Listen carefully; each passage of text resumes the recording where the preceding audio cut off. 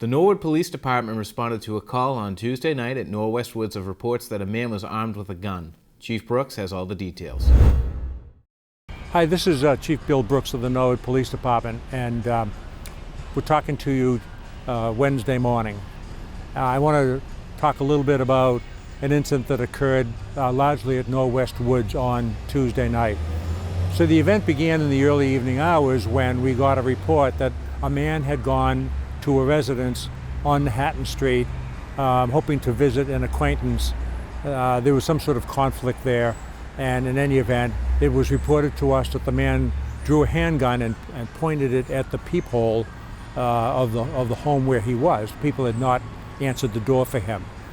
This was reported to us and the subject fled. Now the 4 to 12 shift used the services of a canine from the Quincy Police Department to track that subject and also to look for a very unique looking vehicle. They found the vehicle at Norwest Woods in the 100 block, and as they came upon the vehicle, they also realized that that vehicle was parked right in front of the apartment of one of the subject's relatives. So they believed that he was inside, and when they looked at the apartment, they could see some movement inside. What they didn't realize is that the subject had gone there, but then had fled just before around the earlier time of their arrival. So he was no longer there. But they didn't know that. They attempted to make contact with the people inside the apartment. They could see people moving around. They could see an adult male inside who actually at one point in time came to the window and he would not come out. So believing that a man with a firearm had gone inside and needing to arrest him and noting that that was a very dangerous situation, they called for Metro SWAT. Now by this time I was at the scene. Lieutenant Flanagan, who oversees detectives, was at the scene. Lieutenant Benedetti, who was our operations commander, had come in. We had all been off duty, but we had all come in upon learning of this event. And we began to manage that.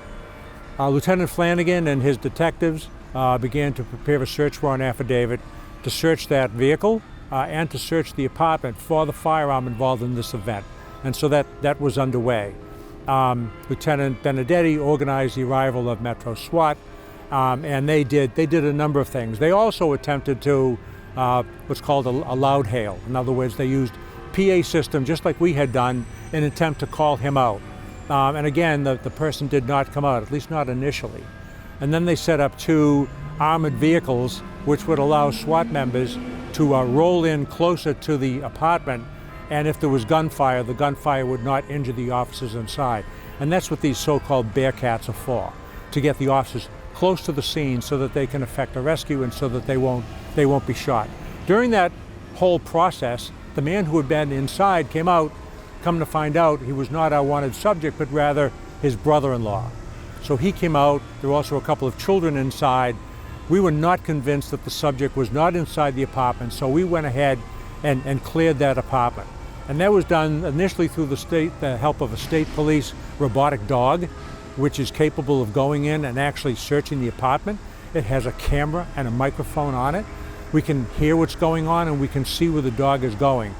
That didn't yield anything.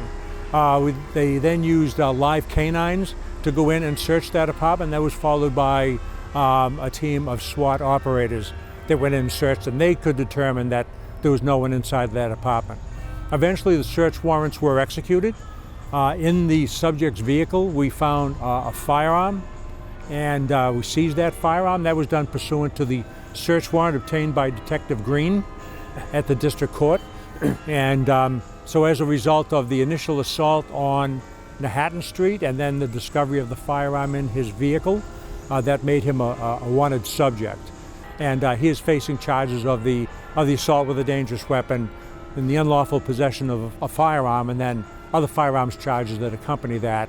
It all ended peacefully. I want to thank the people at the Norwest Woods apartment area who, many of them came out. We probably had maybe 100 or so spectators who were watching this. At some point halfway through we had to move them back because if this subject had come out and there was gunfire, they would have been in the line. We couldn't have that. We did push them back, and when it was all over, I went over and I talked to all of the residents. I talked to them a couple of times during the event anyway, but in the end, we told them the whole story, why we were there, the tactics we used, and explained everything we did. They were really great to deal with, very receptive and friendly towards us. And I thank them for their patience and apologize for the disruption. But the important thing is it concluded peacefully. No one was hurt. Metro SWAT did an amazing job as they always do. I also want to thank the Massachusetts State Police and the surrounding agencies that helped us with this.